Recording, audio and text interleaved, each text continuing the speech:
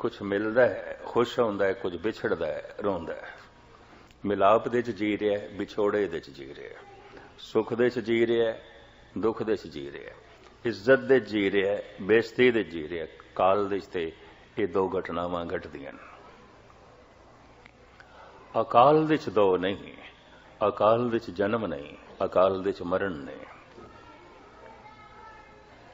अकाल दुख सुख तो रहत है, दुख सुख रहत सदा निर्लेपी, जाको कहत गोसाई। जिन्हों गोसाई कहते गो सृष्टि साई मालिक, जो सृष्टि का मालिक है, सारे जगत का मालिक है। दुख सुख तो रहता है, जन्म मरण तो रहता है। अजन्म है, अमरण है, वो जन्म मरण तो रहता है। अकाल है, समय तो रहता है, समय दे जन्म मरण है। काल तो निकलन का द्वार है वर्तमान। और साहिबा ने साफ कह दिता, वो जो प्रभु की मूर्त है अकाल है, काल नहीं है। काल ते हर मूर्ति नूं खा जांदा है, काल ते हर वजूद नूं खत्म कर देंदा है, काल ते सब कुछ नूं नाश कर देंदा है। काल पाए ब्रह्मा बपदरा, काल पाए शिवजू अवतरा, काल पाए कर बिसन परगासा, सकल काल का किया तमाशा। सब समय का तमाशा है, समय विच जन्म, समय च मरण, ये सब कुछ चल रहा है। समय विच अवतार आंदे ने, चले जाते हैं। समय विच बनता है, मिटता है। जो कुछ भी समय विच है अमर नहीं है, सदीवी नहीं है। कुछ भी होवे वो सदीवी नहीं है। तो जे कोई चीज 100 साल च नहीं मिटी तो 1000 दे च मिट जाएगी, 1000 साल च नहीं मिटी तो 5000 च मिट जाएगी। मिठे जिंदगी के निशान कैसे कैसे, जमीन खा गई आसमां कैसे कैसे। हाली कहता है पता नहीं कितने आसमान जमीन दे दफन हो गए ने, मिट गए ने। जमीन खा गई आसमां कैसे कैसे। काल दे ते सब कुछ नासवंत है, सब कुछ मिट जाता है। जेड़ा मनुख काल दे जी रहा है संसारी, जेड़ा वर्तमान दे आण की कोशिश पिया करता है, साधु है, साधु है, साधना कर रहा है। ते जेड़ा वर्तमान तक पहुंच गया, उसकी साधना नूं कुछ भाग लग गए ने, सिद्ध हो गया। इहदे बचनां च बरकत आ जाएगी, इहदे बोलां च बरकत आ जाएगी, क्योंकि वर्तमान दे च आ गया। इहदे कदमां दे च क्रांति आ जाएगी, इहदे हत्थां च भी बरकत आ जाएगी। पातशाह दी बाणी कहती है, जो कंचन नूं हथ लावे खेऊ सैती रल गया। ऐसे बेबरकते हथ होंदे ने, कुछ सोने नूं हथ पांदे ने मिट्टी हो जांदा है, पर ऐसे बरकत भरे कुछ हथ होंदे ने, मिट्टी नूं छूंदे ने सोना हो जांदी। ऐसे बोल होंदे ने जिन्हों कहंदे ने वाक सिद्धि, मंत्र सिद्धि। पंजाबी च असीं वाक कह देने, बोल कह देने, संस्कृत दे च मंत्र कहंदे ने। गुरु दा बोल, गुरु दा वाक, गुरु दी आवाज, गुरु दा मंत्र, गल इक्को ही है। जिसदा बोल व्यर्थ ना जाए, उहदे बोलां च सतें आ गई। इहनूं कहंदे ने वाक सिद्धि, बोल सिद्धि, मंत्र सिद्धि। जो वर्तमान तक आ गया है, कुछ खेड बन गई है, ये साधु सिद्ध हो गया है। पर जो भगवान दे चला गया, अकाल दे चला गया, तो संत हो गया, ये तो ब्रह्म ज्ञानी हो गया, ये तो परमात्मा का रूप हो गया। अब तो जाए चढ़े सिंहासन, मिले हैं सारंग पाने। राम कबीरा एक भय है, कोई न सके पहचाने। हजारां च कोई एक कद साधु, और वो जो एक कद साधु है, ये 1000 कट्ठे कीते जान तो कोई एक कद सिद्ध। ये जिहड़े सिद्ध ने, ਇਹ ਹਜ਼ਾਰ ਇਕੱਠੇ ਕੀਤੇ ਜਾਣ ਤਾਂ ਕੋਈ ਫਿਰ ਇੱਕ ਅਧ ਸੰਤ, ਸਾਧੂ ਸਿੱਧ ਸੰਤ ਸਾਧਨਾ ਕਰਨ ਵਾਲੇ ਮਿਲਣਗੇ। ਮੇਰੇ ਖਿਆਲ ਹਰ ਸ਼ਹਿਰ ਦੇ ਵਿੱਚ ਮਿਲਣਗੇ, ਸਿੱਧ ਹਰ ਸ਼ਹਿਰ ਦੇ ਵਿੱਚ ਨਹੀਂ ਮਿਲਣਗੇ, ਤੇ ਸੰਤ ਇਹ ਤੇ ਹਰ ਮੁਲਕ ਦੇ ਵਿੱਚ ਵੀ ਨਹੀਂ ਮਿਲਣਗੇ। ਚੰਦਨ ਤਰਨਾ ਬਨ ਬਨ ਸਾਧਨਾ ਪੁਰ ਪੁਰ ਮਾਏ। ਚੰਦਨ ਦਾ ਬੂਟਾ ਹਰ ਜੰਗਲ ਦੇ ਵਿੱਚ ਨਹੀਂ ਹੈ, ਸੰਤ ਹਰ ਮੁਲਕ ਦੇ ਵਿੱਚ ਨਹੀਂ ਹੈ, ਬਹੁਤ ਥੋੜਾ ਹੈ, ਬਹੁਤ ਥੋੜਾ ਹੈ। ਭੀੜ, ਮਹਾਤਮਾ ਬੁੱਧ ਕਹਿੰਦੇ ਸਨ ਭੀੜ ਤੇ ਭੇੜਾਂ ਦੀ ਆਉਂਦੀ ਹੈ, ਸ਼ੇਰਾਂ ਦੀ ਨਹੀਂ ਆਉਂਦੀ। ਉਹਨਾਂ ਨੇ ਆਪਣੇ ਚਚੇਰੇ ਭਰਾ ਆਨੰਦ ਨੂੰ ਕਿਹਾ ਸੀ, ਆਨੰਦ ਬਹੁਤ ਵੱਡੀ ਭੀੜ ਦੇ ਵਿੱਚ ਕੋਈ ਚੰਗੇ ਮਨੁੱਖ ਨਹੀਂ ਆਉਂਦੇ, ਭੀੜ ਭੇੜਾਂ ਦੀ ਆਉਂਦੀ ਹੈ। ਬਹੁਤ ਵੱਡੀ ਭੀੜ ਦੇ ਵਿੱਚ ਕੋਈ ਚੰਗੇ ਮਨੁੱਖ ਨਹੀਂ ਆਉਂਦੇ, ਔਰ ਚੰਗੇ ਮਨੁੱਖਾਂ ਦੀ ਜ਼ਮੀਨ ਤੇ ਕਦੀ ਭੀੜ ਨਹੀਂ ਹੋਈ, ਨਹੀਂ ਹੋਈ। ਇਨ੍ਹਾਂ ਹੀ ਭੇੜਾਂ ਦੇ ਚੋਂ ਔਖੇ ਨਾ ਹੋਣਾ, ਗੁਸਤਾਖੀ ਮਾਫ। ਕੋਈ ਸਾਧੂ ਆਉਂਦਾ ਹੈ, ਸਾਧਨਾ ਕਰਦਾ ਹੈ, ਸਾਧਨਾ ਆਰੰਭ ਹੋ ਗਈ। ਇਹ ਹੁਣ ਭੀੜ ਦਾ ਹਿੱਸਾ ਨਹੀਂ ਹੈ, ਇਹ ਭੀੜ ਦੀ ਤਰ੍ਹਾਂ ਨਹੀਂ ਜੀਵੇਗਾ। ਆਮ ਬੰਦਾ ਭੀੜ ਤੋਂ ਹੀ ਪ੍ਰਭਾਵਿਤ ਹੁੰਦਾ ਹੈ। ਪਤਾ ਹੈ ਕਿਉਂ? ਸ਼ੇਖ ਸਾਦੀ ਸਾਹਿਬ ਕਹਿੰਦੇ ਨੇ, ਗਲਤੁਲ ਆਮ ਸਹੀ। ਬਹੁਤ ਮਨੁੱਖ ਗਲਤ ਕਰਨ ਤੇ ਉਹਨੂੰ ਸਹੀ ਸਮਝਿਆ ਜਾਂਦਾ ਹੈ। 99 ਬੰਦੇ ਗਲਤ ਕਰਨ ਤੇ ਇੱਕ ਬੰਦਾ ਠੀਕ ਕਰੇ, ਉਹ ਜਿਹੜਾ ਇੱਕ ਬੰਦਾ ਠੀਕ ਕਰ ਰਿਹਾ ਹੈ ਉਹ ਗਲਤ ਸਮਝਿਆ ਜਾਏਗਾ, 99 ਸਹੀ ਸਮਝੇ ਜਾਣਗੇ। ਮਨੁੱਖ ਬਹੁ ਗਿਣਤੀ ਤੋਂ ਪ੍ਰਭਾਵਿਤ ਹੁੰਦਾ ਹੈ, ਮਨੁੱਖ ਅਕਸਰੀਅਤ ਤੋਂ ਪ੍ਰਭਾਵਿਤ ਹੁੰਦਾ ਹੈ। ਜੈਸੇ ਜਮਹੂਰੀਅਤ, ਡੈਮੋਕ੍ਰੇਸੀ ਜਿਨ੍ਹਾਂ ਜਿਨ੍ਹਾਂ ਮੁਲਕਾਂ ਦੇ ਵਿੱਚ ਹੈ, ਬਹੁ ਗਿਣਤੀ ਜਿਸ ਨੂੰ ਵੋਟ ਮਿਲ ਜਾਣ ਉਹਦੀ ਹਕੂਮਤ। ਪਰ ਵਿਦਵਾਨ ਕਹਿੰਦੇ ਨੇ ਬਹੁ ਗਿਣਤੀ ਤੇ ਭੇੜਾਂ ਦੀ ਆਉਂਦੀ ਹੈ, ਸ਼ੇਰਾਂ ਦੀ ਨਹੀਂ ਆਉਂਦੀ। ਬਹੁ ਗਿਣਤੀ ਤੇ ਕਿਕਰਾਂ ਦੀ ਆਉਂਦੀ ਹੈ, ਚੰਦਨ ਦੀ ਨਹੀਂ ਆਉਂਦੀ। ਬਹੁ ਗਿਣਤੀ ਤੇ ਮੂਰਖਾਂ ਦੀ ਆਉਂਦੀ ਹੈ, ਸਿਆਣਿਆਂ ਦੀ ਨਹੀਂ ਆਉਂਦੀ। ਇਸ ਵਾਸਤੇ ਮੂਰਖ ਹਮੇਸ਼ਾ ਜਿੱਤਣਗੇ, ਭੇੜਾਂ ਜਿੱਤਣਗੀਆਂ, ਸ਼ੇਰ ਹਾਰਨਗੇ। ਕਿਉਂਕਿ ਗਿਣਤੀ ਦਾ ਸਵਾਲ ਹੈ ਨਾ, ਖੇਡ ਤੇ ਗਿਣਤੀ ਦੀ ਹੈ ਨਾ। ਮੂਰਖ ਜਿੱਤਣਗੇ, ਸਿਆਣੇ ਹਾਰਨਗੇ, ਖੇਡ ਤੇ ਗਿਣਤੀ ਦੀ ਹੈ। ਸ਼ੇਖ ਸਾਦੀ ਸਾਹਿਬ ਕਹਿੰਦੇ ਨੇ, ਗਲਤੁਲ ਆਮ ਸਹੀ। ਬਹੁ ਗਿਣਤੀ ਦੇ ਵਿੱਚ ਗਲਤੀ ਕੀਤੀ ਜਾਏ ਉਹਨੂੰ ਗਲਤੀ ਨਹੀਂ ਮੰਨਿਆ ਜਾਂਦਾ, ਸਹੀ। 99 ਬੰਦੇ ਗਲਤ ਕਰਨ, ਉਹ ਗਲਤ ਨਹੀਂ ਸਮਝੇ ਜਾਣਗੇ। ਇੱਕ ਬੰਦਾ ਸਹੀ ਕਰੇ, ਉਹ ਗਲਤ ਸਮਝਿਆ ਜਾਏਗਾ। ਬਨਾਰਸ ਦੇ ਸਾਰੇ ਸਿਆਣੇ ਗਿਣੇ ਗਏ, ਇੱਕੋ ਹੀ ਬੰਦਾ ਪਾਗਲ ਗਿਣਿਆ ਗਿਆ, ਕਬੀਰ। ਹੱਦ ਹੋ ਗਈ। ਬਾਕੀ ਸਾਰੇ ਸਿਆਣੇ ਗਿਣੇ ਗਏ, ਕਿਉਂਕਿ ਬਹੁ ਗਿਣਤੀ। ਇਹ ਇੱਕ ਬੰਦਾ ਬਾਕੀਆਂ ਦੀ ਤਰ੍ਹਾਂ ਨਹੀਂ ਜੀਵਦਾ ਸੀ, ਤਾਂ ਪਾਗਲ ਗਿਣਿਆ ਗਿਆ। ਲੋਗ ਕਹੇ ਕਬੀਰ ਬਹੁਰਾਨਾ। ਸਾਰੇ ਵੇਦੀ ਜਨੇਊ ਪਹਿਨਦੇ ਸਨ, ਗੁਰੂ ਨਾਨਕ ਨੇ ਨਹੀਂ ਪਹਿਨਿਆ। ਸਾਰੇ ਬੇਦੀ ਵਰਤ ਰੱਖਦੇ ਸਨ, ਗੁਰੂ ਨਾਨਕ ਨੇ ਇਨਕਾਰ ਕੀਤਾ। ਸਾਰੇ ਬੇਦੀ ਹਵਨ ਯੱਗ ਕਰਦੇ ਸਨ, ਗੁਰੂ ਨਾਨਕ ਨੇ ਕਰਨ ਤੋਂ ਇਨਕਾਰ ਕੀਤਾ। ਸਾਰੇ ਬੇਦੀ 33 ਕਰੋੜ ਦੇਵਤਿਆਂ ਦੀ ਮਨੋਤ ਮੰਨਦੇ ਸਨ, ਗੁਰੂ ਨਾਨਕ ਨੇ ਇਨਕਾਰ ਕੀਤਾ। ਜਿਨੇ ਵੇਦ ਪੜ੍ਹੇ ਉਹ ਸੋ ਬੇਦੀ ਕਹਾ ਹੈ, ਉਹ ਬੇਦੀ ਸਨ। तो सारे बेदियां ने मिलके पता की आख्या, ये भूतना बेताला है। कोई कहे भूतना, को कहे बेताला।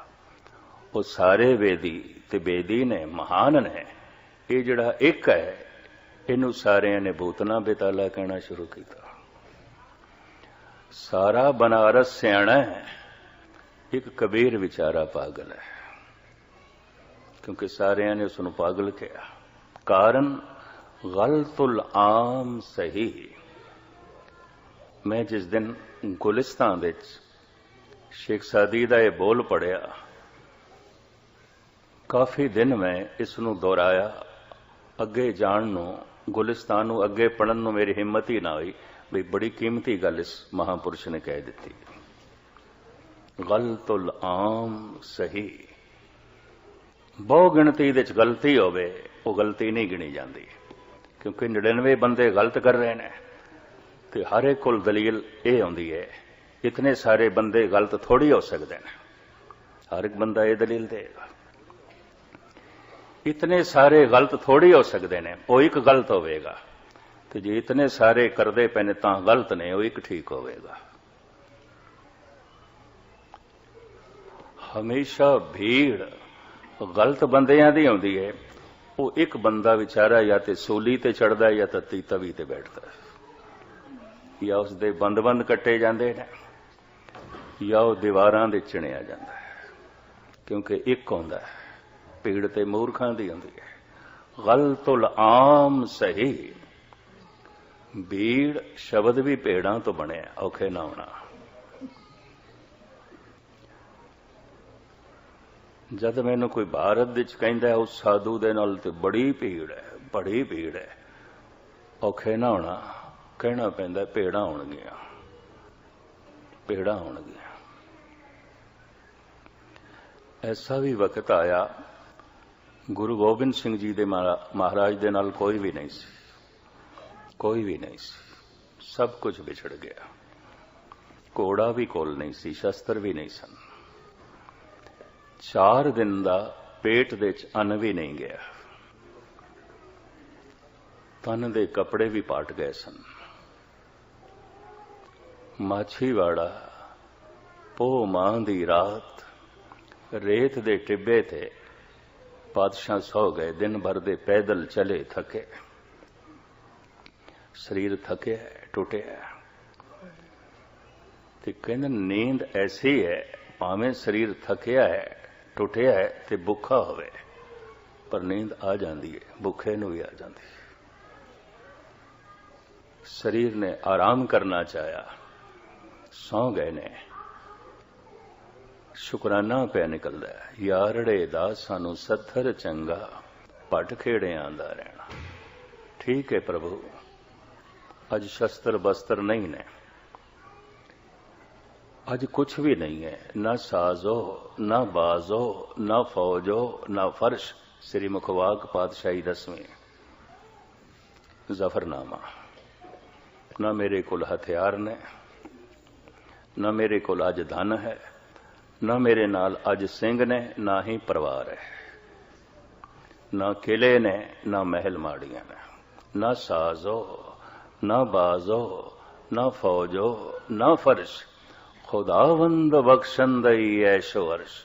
ऐ खुदा तू ते हैं, ऐ प्रभु तू ते हैं। जद तू है ते भुख दे च भी आनंद बने होया है। जद तू है तो इकल दे च भी रौनक बनी हुई है। जद तू है तो रस बनया होया है, हौसला बनया होया है।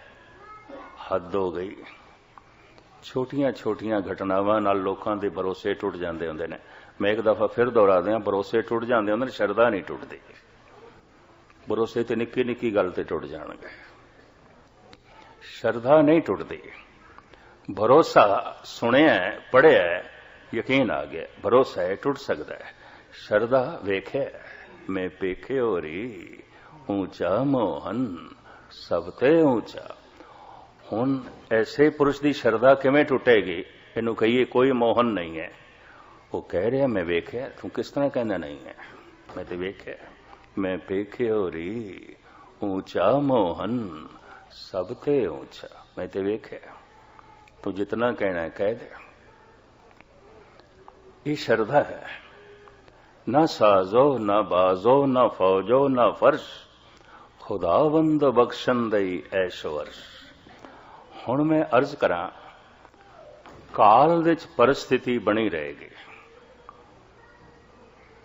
काल दे च औकड़ा होणगियां, क्योंकि काल दे च सिर्फ जन्म नहीं, हर जन्म मरण दे च बदलदा है। काल दे च सिर्फ हासे नहीं, रोने भी ने, सिर्फ नफा नहीं नुकसान भी है। काल दे च जीण वाले नूं ऐसा समझ लेना चाहिए है कि दोवें वारी वारी मेरी झोली च पैणगे, कदी सुख कदी दुख। जो वर्तमान दे च आ गया थोड़ा जिहा दुख सुख तो उच्चा उठ गया। क्यों? करतापन थोड़ा समाप्त हो गया। काल दे ते कर्म चलता है, ये थोड़ा अकर्म होया है। हुण बहुत कुछ नहीं करता, सिर्फ वाहिगुरू मंत्र का उच्चारण करता है और ये एकदम दे पूरा हो जाता है। तो ये वर्तमान है, इत्थे आ गया, बस इन्ना ही कर्म करता है। हुण दो शब्द फिर ध्यान नाल सुनना। सारे कर्म इस वास्ते ने किधरे ये एक कर्म करिए, हजारां कर्म छुट जान, वो सारा कर्म कांड छुट जाए। उदी लोड़ है, कर्म दी लोड़ है ताकि अकर्म तक पहुंचीए। ते अकर्म दे प्रवेश करन दे पहले कर्म दी छोटी धार तक आना पैंदा है। ते कर्म दी छोटी धार वर्तमान दे च है। मैं एक दफा फिर अर्ज करा, शब्द यही ने मेरे को कहने वास्ते। ते जेड़े साधना करते होणगे ये पौड़ी उन्हां दे पल्ले ते कुछ पा सकती है, बाकियां दे नहीं। ते मैं फिर अर्ज करा, भीड़ दे भेड़ा आउंदियां ने। जो साधना करन लग पिया साधु, जिहदी साधना सफल हो गई है, सिद्ध वर्तमान तक आ गया है, ते जिहड़ा वर्तमान तो भी लंघ गया, भगवान दे च पहुंच गया, संत काल तो अकाल दे च जाना है। काल दे च भीड़ है, वर्तमान दे च बहुत थोड़े, बहुत थोड़े।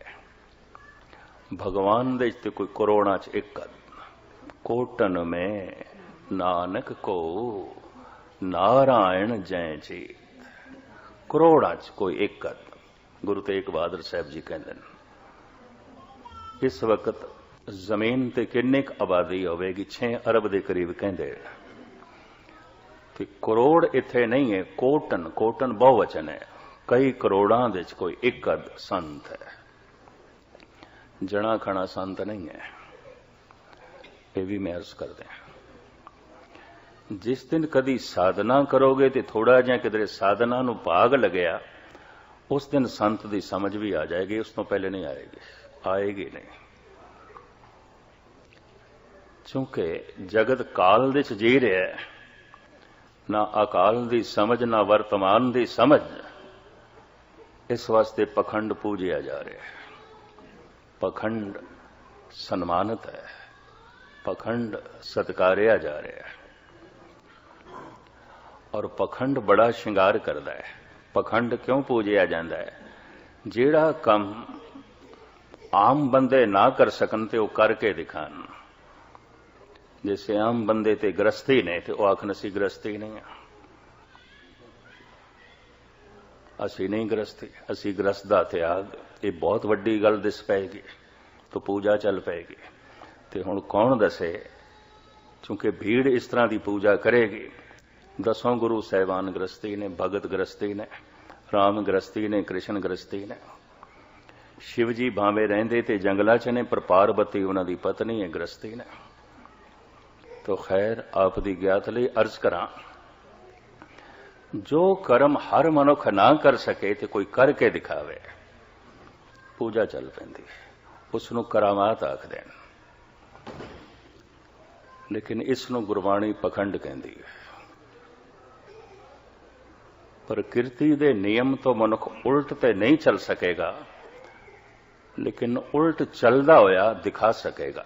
जतन करे बिंद किवे ना रहाई, मनुआ डोले नरके जाई। गुरु नानक देव जी महाराज कहते ने, शरीर दे जद शक्ति अदक हो जाएगी, ये निकलेगी किसी न किसी तरीके नाल। जतन करे बिंद किवे ना रहाई, नहीं रह सकती। गुरु नानक मनुआ डोले नरके जाई, इस त्यागी दा मन डोलदा रहेगा, पखंडी। लेकिन जगत पूजा करेगा, जगत पूजा करेगा। ये गुरु नानक दा वाक मैं तुहानूं सुना रहा। हुण जगत नूं पखंड दी भी समझ नहीं, ये भी मैं अर्ज कर दिया। कर्म धर्म पाखंड जो दिसे। महाराज जी कहते जो धर्म दिखाई दे रहा है वास्तविक पखंड है। ਜਿਹੜੇ कर्म ਕੀਤੇ ਜਾ ਰਹੇ ਨੇ धार्मिक पखंड ने, ये सिर्फ दिखाए जा रहे ने, वास्तविक है नहीं। तो करके ऐसा दिखाया जा सकता है। तो धार्मिक जगत की समझ तो उसनों पैगी जद कोई साधना कर रहा है काल तो अकाल दे च जाण दी, एकदम दे च आण दी, मन नूं लैणा है एकदम दे च, कर्म तो अकर्म दे च, धर्म तो अधर्म दे च, अकर्म है अधर्म है, मजहब तो अमजहब दे च, नमस्तस्त अजबे नमस्तंग अमजबे। हे प्रभु तेरा कोई मजहब नहीं। जद किधरे कोई परमात्मा च लीन हो जाता है, पता की कहता है, कबीर कह रहे ने, ना हम हिंदू ना मुसलमान, अल्लाह राम के पिंड परान। मैं अल्लाह अल्लाह भी जपदा राम राम भी जपदा, पर ए हिंदू मुसलमानों एक गल सुन लो, ना मैं मुसलमान हाँ ना मैं हिंदू हाँ, गल खत्म। नमस्तस्त अजबे नमस्तंग अमजबे। नमस्कार है प्रभु तेनों, तेरा कोई मजहब नहीं, तेरा कोई धर्म नहीं, तू कोई कर्म भी नहीं करता।